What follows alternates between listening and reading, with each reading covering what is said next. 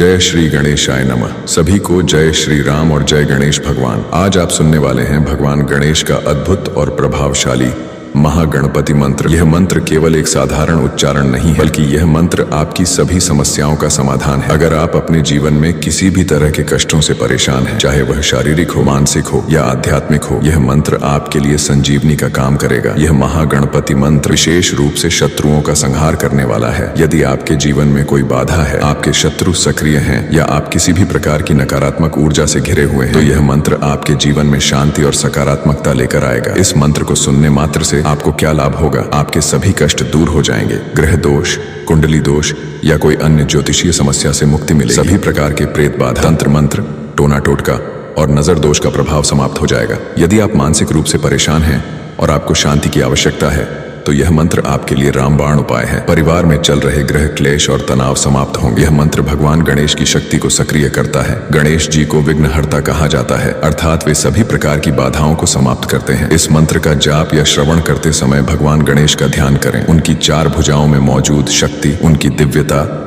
और उनकी कृपा को अपने जीवन में अनुभव करें। यदि आपके कार्य बनते बनते बिगड़ जाते हैं, कोई भी योजना सफल नहीं हो रही है या बार बार असफलता का सामना करना पड़ रहा है, तो इस मंत्र का नियमित श्रवण करें। भगवान गणेश आपको हर बाधा से मुक्त कर देंगे और सफलता की ओर अग्रसर करेंगे। सबसे पहले एक शांत और पवित्र स्थान पर बैठें। भगवान गणेश की मूर्ति या तस्वीर के सामने दीपक जलाएं। मन को स्थिर करें और भगवान गणेश का ध्यान करें। इस मंत्र का श्रवण करें और इसे अपने भीतर महसूस करें। यह मंत्र केवल एक बार सुनने के लिए नहीं, इसे नियमित रूप से सुने और अपने जीवन में परिवर्तन देखें। आज ही इस महागणपति मंत्र का श्रवण करें और अपने जीवन को सुख, शांति और सफलता से भरपूर बनाएं। यह वीडियो आपके जीवन में एक नई ऊर्जा और आशा लेकर आएगा। इसे सुने, ध्यान करें और भगवान गणेश का आशीर्वाद प्राप्त करें। ओम क्लीं ह्रीं श्रीं ऐं ग्लौं ओम ह्रीं क्रौं गं ओम नमो भगवते महागणपतये। स्मरण मात्र संतुष्टाय सर्वविद्या प्रकाशाय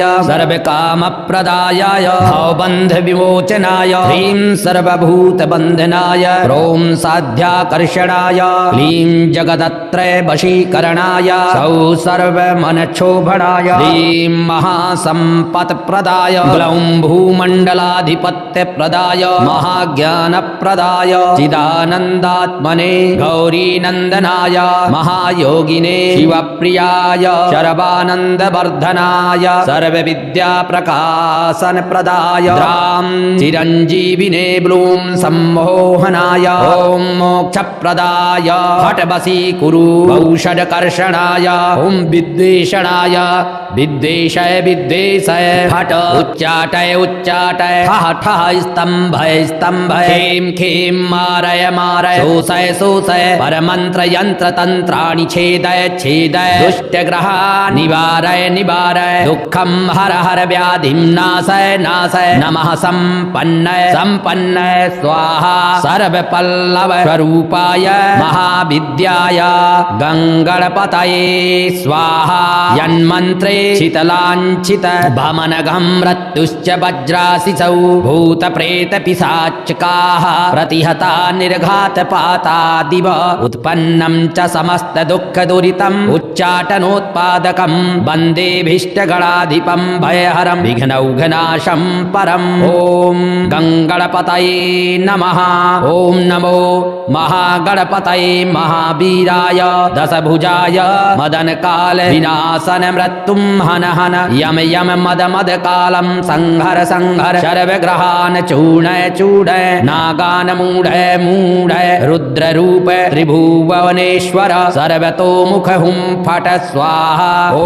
नमो गणपतये श्वेतार्क गणपतये श्वेतार्कमूल निवासाय वासुदेव प्रियाय दक्ष प्रजापतिरक्षकाय शूरवरदाय कुमार गुरवे ब्रह्मादिशुरावन्दिताय सर्पभूषणाय शशाङ्कशेखराय सर्पमालाङ्कृतदेहाय धर्मध्वजाय धर्मवाहनाय त्राहि त्राहि देहि देहि अवतर अवतर गं गणपतये वक्रतुण्ड गणपतये वरवरद सर्वपुरुष वशङ्कर सर्वदुष्टमृग वशङ्कर सर्वस्व वशङ्कर वशीकुरु वशीकुरु सर्वदोष सर्वदोषां बन्धय बन्धय सर्वव्याधीन निकिन्तय निकिन्तय सर्वविषाणि संहर संहर सर्वदारिद्र्यं मोचय मोचय सर्वविघ्नान् छिन्धि छिन्धि सर्ववज्राणि स्फोटय स्फोटय सर्वशत्रून् उच्चाटय उच्चाटय सर्वसिद्धिं कुरु कुरु सर्वकार्याणि साधय साधय गां गीं गुं गैं गौं गङ्गणपतये हुं फट स्वाहा। ॐ नमो गणपतये महावीर दशभुज मदन काल विनाशन मृत्युं हन हन कालं संहर संहर धम धम मथ मथ त्रैलोक्यं मोहय मोहय ब्रह्म विष्णु रुद्रान् मोहय मोहय अचिंत बल पराक्रम सर्व व्याधि विनाशय सर्व ग्रहान् चूर्णय चूर्णय नागान् मोटय मोटय त्रिभुवनेश्वर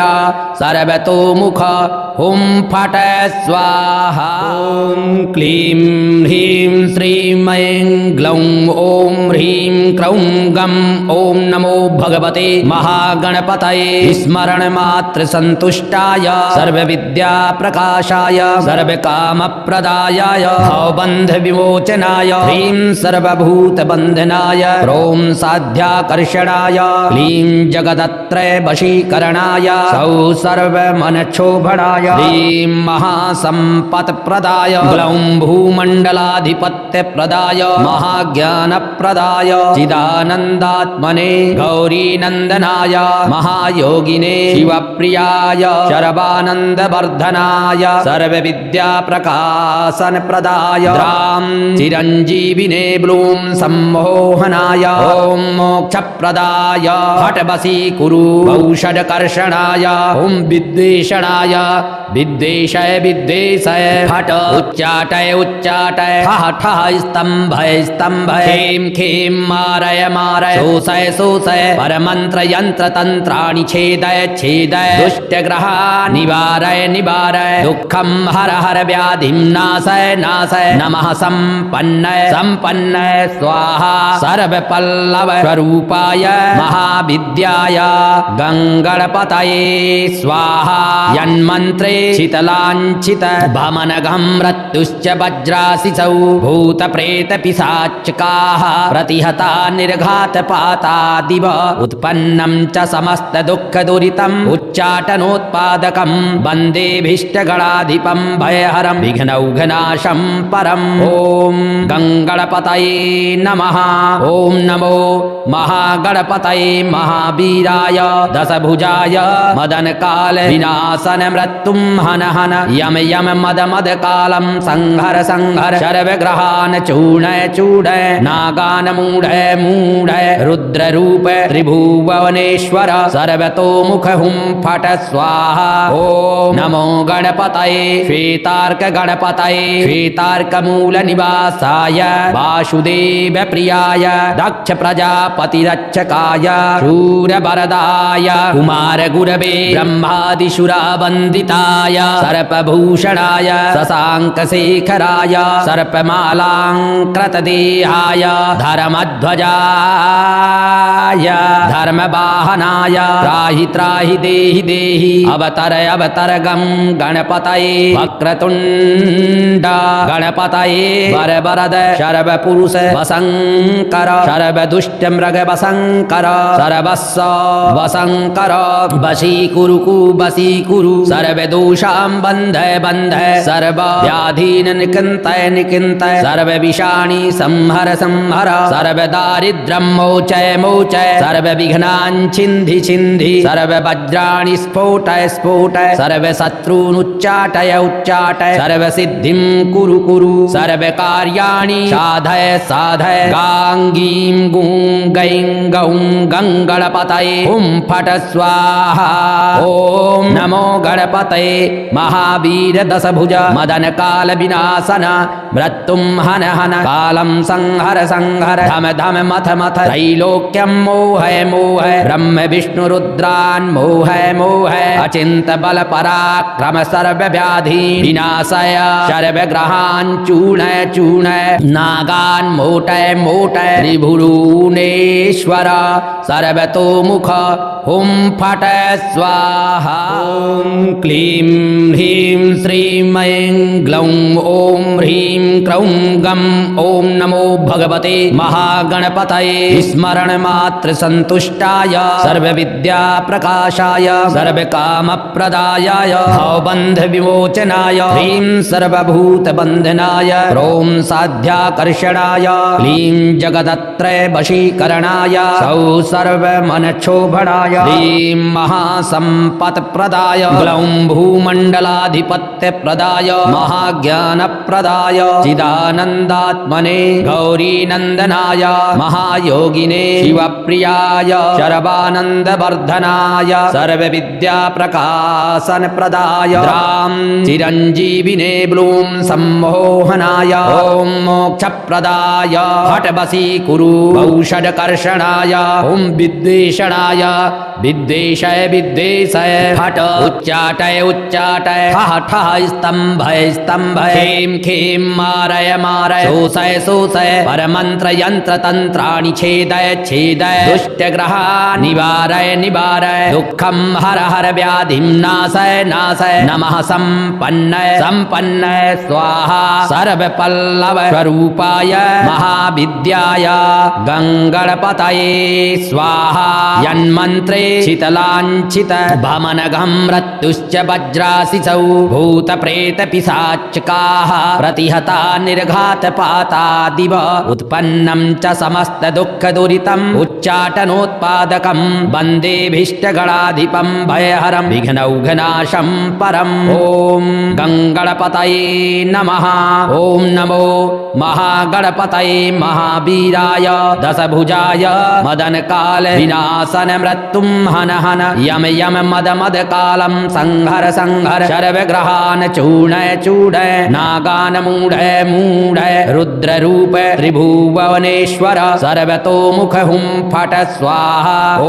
नमो गणपतये श्वेतार्क गणपतये श्वेतार्कमूल निवासाय वासुदेव प्रियाय दक्ष प्रजापतिरक्षकाय शूरवरदाय कुमार गुरवे ब्रह्मादिशुरावन्दिताय सर्पभूषणाय शशाङ्कशेखराय सर्पमालाङ्कृतदेहाय धर्मध्वजाय धर्मवाहनाय त्राहि त्राहि देहि देहि अवतर अवतर गं गणपतये वक्रतुण्ड गणपतये वरवरद शर्वपुरुष वशङ्कर सर्वदुष्टमृग वशङ्कर सर्वस्व वशङ्कर वशीकुरु वशीकुरु सर्वदोषां बन्धय बन्धय सर्वव्याधीन् निकिन्तय निकिन्तय सर्वविषाणि संहर संहर सर्वदारिद्र्यं मोचय मोचय सर्वविघ्नान् छिन्धि छिन्धि सर्ववज्राणि स्फोटय स्फोटय सर्वशत्रून् उच्चाटय उच्चाटय सर्वसिद्धिं कुरु कुरु सर्वकार्याणि साधय साधय गां गीं गुं गैं गौं गङ्गणपतये हुं फट स्वाहा। ॐ नमो गणपतये महावीर दशभुज मदन काल विनाशन मृत्युं हन हन कालं संहर संहर धम धम मथ मथ त्रैलोक्यं मोहय मोहय ब्रह्म विष्णु रुद्रान् मोहय मोहय अचिन्त बल पराक्रम सर्वव्याधि विनाशय सर्वग्रहान् चूर्णय चूर्णय नागान् मोटय मोटय त्रिभुवनेश्वर सर्वतोमुख हुं फट स्वाहा। ॐ क्लीं ह्रीं श्रीं ऐं ग्लौं ॐ ह्रीं क्रौं गं ॐ नमो भगवते महागणपतये स्मरण मात्र संतुष्टाय सर्वविद्या प्रकाशाय सर्वकामप्रदायाय भवबन्ध विमोचनाय ह्रीं सर्वभूत बन्धनाय ह्रौं साध्याकर्षणाय क्लीं जगदत्रय वशीकरणाय सौः सर्वमनक्षोभणाय ह्रीं महासम्पत्प्रदाय ग्लौं भूमण्डलाधिपत्यप्रदाय महाज्ञानप्रदाय चिदानन्दात्मने गौरीनन्दनाय महायोगिने शिवप्रियाय शरवानन्दवर्धनाय सर्वविद्याप्रकाशनप्रदाय द्रां चिरञ्जीविने ब्लूं सम्मोहनाय ॐ मोक्षप्रदाय हठवशीकुरु औषधकर्षणाय ॐ विद्वेषणाय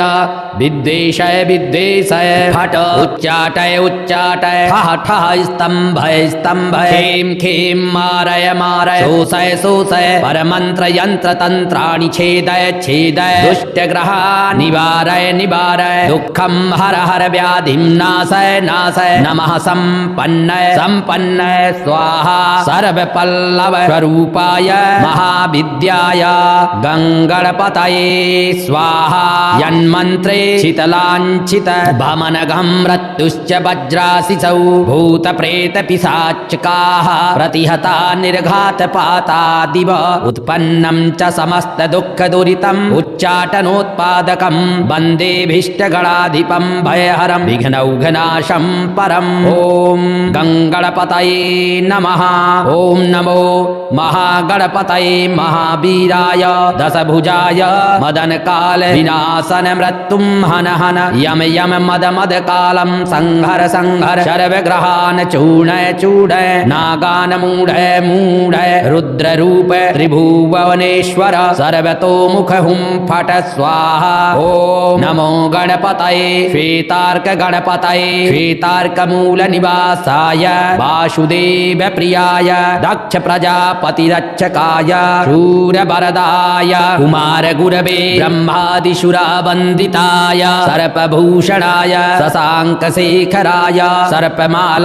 सर्पमालाङ्कृतदेहाय धर्मध्वजाय धर्मवाहनाय त्राहि त्राहि देहि देहि अवतर अवतर गं गणपतये वक्रतुण्ड गणपतये वरवरद शर्वपुरुष वशङ्कर सर्वदुष्टमृग वशङ्कर सर्वस्व वशङ्कर वशीकुरु वशीकुरु सर्वदोषां बन्धय बन्धय सर्वव्याधीन् निकन्तय निकन्तय सर्वविषाणि संहर संहर सर्वदारिद्र्यं मोचय मोचय सर्वविघ्नान् छिन्धि छिन्धि सर्ववज्राणि स्फोटय स्फोटय सर्वशत्रून् उच्चाटय उच्चाटय सर्वसिद्धिं कुरु कुरु सर्वकार्याणि साधय साधय गां गीं गुं गैं गौं गङ्गणपतये हुं फट स्वाहा ॐ नमो गणपतये महावीर दशभुज मदनकाल विनाशन मृत्युं हन हन कालं संहर संहर धम धम मथ मथ त्रैलोक्यं मोहय मोहय ब्रह्म विष्णु रुद्रान् मोहय मोहय अचिन्त बल पराक्रम सर्वव्याधि विनाशय सर्वग्रहान् चूर्णय चूर्णय नागान् मोटय मोटय त्रिभुवनेश्वर सर्वतोमुख हुं फट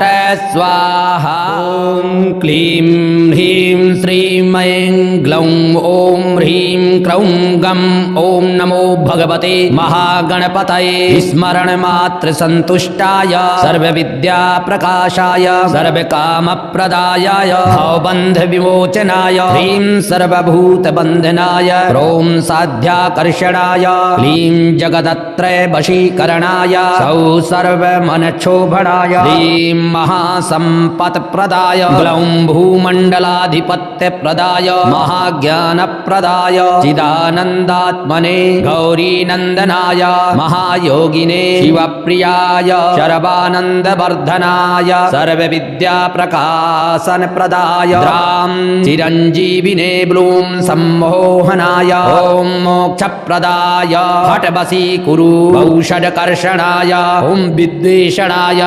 विद्वेषय विद्वेषय फट उच्चाटय उच्चाटय ठः ठः स्तम्भय स्तम्भय खेम खेम मारय मारय शोषय शोषय परमन्त्र यन्त्र तन्त्राणि छेदय छेदय दुष्टग्रहा निवारय निवारय दुःखं हर हर व्याधिं नाशय नाशय नमः सम्पन्नय सम्पन्नय स्वाहा सर्वपल्लव स्वरूपाय महाविद्याय गङ्गणपतये स्वाहा यन्मन्त्रे शीतलाञ्चित भमनघं मृत्युश्च वज्राशिसौ भूतप्रेतपिशाचकाः प्रतिहता निर्घातपातादिव उत्पन्नं च समस्तदुःखदुरितम् उच्चाटनोत्पादकं वन्देऽभीष्टगणाधिपं भयहरं विघ्नौघनाशं परम् ॐ गङ्गणपतये नमः ॐ नमो महागणपतये महावीराय दशभुजाय मदनकाल विनाशन मृत्युं हन हन यम यम मद मद कालम संहर संहर सर्वग्रहान् चूर्णय चूर्णय नागान् मूढय मूढय रुद्र रूप त्रिभुवनेश्वर सर्वतोमुख हुं फट स्वाहा। ओम नमो गणपतये श्वेतार्क गणपतये श्वेतार्क मूल निवासाय वासुदेव प्रियाय दक्ष प्रजापति रक्षकाय शूरवरदाय कुमार गुरवे ब्रह्मादिशुरा वन्दिताय सर्पभूषणाय शशांक शेखराय सर्पमालांकृतदेहाय धर्मध्वजाय धर्मवाहनाय त्राहि त्राहि देहि देहि अवतर अवतर गं गणपतये वक्रतुण्ड गणपतये वरवरद शर्वपुरुष वशंकर शर्वदुष्टमृग वशंकर सर्वस्व वशंकर वशीकुरु वशीकुरु सर्वदोषां बन्धय बन्धय सर्वव्याधीन् निकृन्तय निकृन्तय सर्वविषाणि संहर संहर सर्वदारिद्र्यं मोचय मोचय सर्वविघ्नान् छिन्धि छिन्धि सर्ववज्राणि स्फोटय स्फोटय सर्वशत्रून् उच्चाटय उच्चाटय सर्वसिद्धिं कुरु कुरु सर्वकार्याणि साधय साधय गां गीं गुं गैं गौं गङ्गणपतये हुं फट स्वाहा। ओम नमो गणपतये महावीर दशभुज मदन काल विनाशन मृत्युं हन हन कालं संहर संहर धम धम मथ मथ त्रैलोक्यं मोहय मोहय ब्रह्म विष्णु रुद्रान् मोहय मोहय अचिंत बल पराक्रम सर्व व्याधि विनाशय सर्वग्रहान् चूर्णय चूर्णय नागान् मोटय मोटय त्रिभुवनेश्वर सर्वतोमुख हुं फट स्वाहा। ओम क्लीं ह्रीं श्रीं ऐं ग्लौं ओम ह्रीं क्रौं गं ओम नमो भगवते महागणपतये स्मरण मात्र संतुष्टाय सर्वविद्या प्रकाशाय सर्वकामप्रदायाय भवबन्ध विमोचनाय ह्रीं सर्वभूत बन्धनाय ह्रौं साध्याकर्षणाय क्लीं जगदत्रय वशीकरणाय सौः सर्वमनक्षोभणाय ह्रीं महासम्पत्प्रदाय ग्लौं भूमण्डलाधिपत्यप्रदाय महाज्ञानप्रदाय चिदानन्दात्मने गौरीनन्दनाय महायोगिने शिवप्रियाय शरवानन्दवर्धनाय सर्वविद्याप्रकाशनप्रदाय द्रां चिरञ्जीविने ब्लूं सम्मोहनाय ॐ मोक्षप्रदाय फट् वशीकुरु औषधकर्षणाय ॐ विद्वेषणाय विद्वेषय विद्वेषय फट् उच्चाटय उच्चाटय ठः ठः स्तम्भय स्तम्भय खें खें मारय मारय शोषय शोषय परमन्त्र यन्त्र तन्त्राणि छेदय छेदय दुष्टग्रहान् निवारय निवारय दुःखं हर हर व्याधिं नाशय नाशय नमः सम्पन्नय सम्पन्नय स्वाहा सर्वपल्लव स्वरूपाय महाविद्याय गङ्गणपतये स्वाहा। यन्मन्त्रे शीतलाञ्छित भमनघं मृत्युश्च वज्राशिसौ भूतप्रेतपिशाचकाः प्रतिहता निर्घातपातादिव उत्पन्नं च समस्तदुःखदुरितम् उच्चाटनोत्पादकं वन्देऽभीष्टगणाधिपं भयहरं विघ्नौघनाशं परम्। ॐ गङ्गणपतये नमः। ॐ नमो महागणपतये महावीराय दशभुजाय मदनकाल विनाशन मृत्युं हन हन यम यम मद मद कालं संहर संहर सर्वग्रहान् चूर्णय चूर्णय नागान् मूढय मूढय रुद्र रूप त्रिभुवनेश्वर सर्वतोमुख हुं फट स्वाहा। ओम नमो गणपतये श्वेतार्क गणपतये श्वेतार्क मूल निवासाय वासुदेव प्रियाय दक्ष प्रजापति रक्षकाय शूरवरदाय कुमार गुरवे ब्रह्मादिशुरा वन्दिताय सर्पभूषणाय शशांक शेखराय सर्पमालांकृतदेहाय धर्मध्वजाय धर्मवाहनाय त्राहि त्राहि देहि देहि अवतर अवतर गं गणपतये वक्रतुण्ड गणपतये वरवरद शर्वपुरुष वशंकर शर्वदुष्टमृग मृग वसंकर सर्वस्व वसंकर वशीकुरु वशीकुरु सर्वदोषां बन्धय बन्धय सर्व व्याधीन निकन्तय निकन्तय सर्व विषाणि संहर संहर सर्व दारिद्र्यं मोचय मोचय सर्व विघ्नान् छिन्धि छिन्धि सर्व वज्राणि स्फोटय स्फोटय सर्व शत्रून् उच्चाटय उच्चाटय सर्व सिद्धिं कुरु कुरु सर्व कार्याणि साधय साधय गां गीं गुं गैं गौं गङ्गणपतये हुं फट स्वाहा ओम नमो गणपतये महावीर दशभुज मदन काल विनाशन मृत्युं हन हन कालं संहर संहर धम धम मथ मथ त्रैलोक्यं मोहय मोहय ब्रह्म विष्णु रुद्रान् मोहय मोहय अचिंत बल पराक्रम सर्व व्याधि विनाशय सर्व ग्रहान् चूर्णय चूर्णय नागान् मोटय मोटय त्रिभुवनेश्वर सर्वतोमुख हुं फट स्वाहा ओम क्लीं ह्रीं श्रीं ऐं ग्लौं ओम ह्रीं क्रौं गं ओम नमो भगवते महागणपतये स्मरण मात्र संतुष्टाय सर्व विद्या प्रकाशाय सर्व काम प्रदायाय भवबन्ध विमोचनाय ह्रीं सर्वभूत बन्धनाय ह्रौं साध्याकर्षणाय क्लीं जगदत्रय वशीकरणाय सौ सर्व मन क्षोभणाय ह्रीं महासंपत् प्रदाय ग्लौं भूमण्डलाधिपत्य प्रदाय महाज्ञान प्रदाय चिदानन्दात्मने गौरी नंदनाय महायोगिने शिवप्रियाय शरवानन्दवर्धनाय सर्व विद्या प्रकाशन प्रदाय राम चिरंजीविने ब्लूं सम्मोहनाय ओम मोक्ष प्रदाय फट वशीकुरु औषधकर्षणाय ओम विद्वेषणाय विद्वेषय विद्वेषय फट उच्चाटय उच्चाटय ठः ठः स्तंभय स्तंभय खेम खेम मारय मारय शोषय शोषय परमंत्र यंत्र तंत्राणि छेदय छेदय दुष्ट ग्रहान् निवारय निवारय दुःखं हर हर व्याधिं नाशय नाशय नमः संपन्नय संपन्नय स्वाहा सर्व पल्लव स्वरूपाय महाविद्याय गंगणपतये स्वाहा यन्मन्त्रे शीतलाञ्छित भमनघं मृत्युश्च वज्राशिसौ भूत प्रेत पिशाचकाः प्रतिहता निर्घात पाता दिव उत्पन्नं च समस्त दुःख दुरितम् उच्चाटनोत्पादकं वन्दे भीष्टगणाधिपं भयहरं विघ्नौघनाशं परम् ओम गंगणपतये नमः ओम नमो महागणपतये महावीराय दशभुजाय मदन काल विनाशन मृत्युं हन हन यम यम मद मद कालं संहर संहर सर्व ग्रहान् चूर्णय चूर्णय नागान् मूढय मूढय रुद्र रूप त्रिभुवनेश्वर सर्वतोमुख हुं फट स्वाहा ओम नमो गणपतये श्वेतार्क गणपतये श्वेतार्क मूल निवासाय वासुदेव प्रियाय दक्ष प्रजापति रक्षकाय शूर वरदाय कुमार गुरवे ब्रह्मादिशुरा वन्दिताय सर्पभूषणाय शशांक शेखराय सर्पमालांकृत देहाय